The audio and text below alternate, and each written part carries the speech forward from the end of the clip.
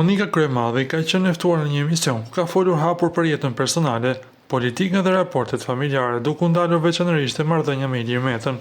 Ajo tregoi emocionet që ka përjetuar kur e ka parë Metën në seancën e fundit gjyqësore. Nuk ishte hera parë që shikoja Ilirin, për mua është Iliri i para 10 viteve nga ana mendore, shumë i qartë, shumë i kthjellët politikisht, sniper. Unë që e njoh për 33 vitesh, rradhat e syve i vin nga leximi i gjatë, për mua ka një posturë të jashtëzakonshme. Ka një posturë sikur është 30 vjeç, i bie që ka bërë shumë ushtrim me barku dhe ka ngrënë shëndetshëm. Kostumin e kanë çuar numër më të madh. Unë me të kam zero komunikim dhe nuk pranon asgjë prej meje. Duke folur për marrëdhënien e tyre, Kryemadhi u shpreh: "Kam mbaruar ndoshta dashuria. Mendoj se marrëdhënia jon ka qenë në një moment vulnerabël dhe unë nuk kam qenë shumë e përgatitur." Ati i thanë që ajo ka të dashur dhe doli që në fakt ishte Ilir Meta.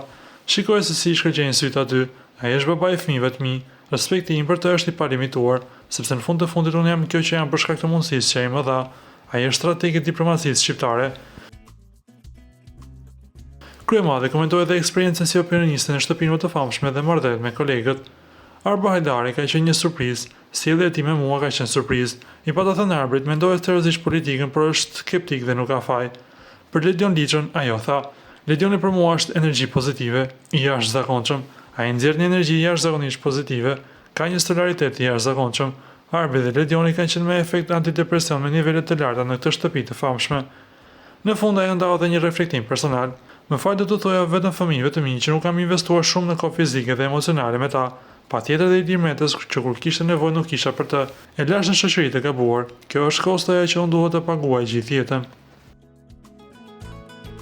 Para se të ndiqni lajmin, ju lutem klikoni tek butoni subscribe për të marrë të rejat më të fundit nga showbizi shqiptar.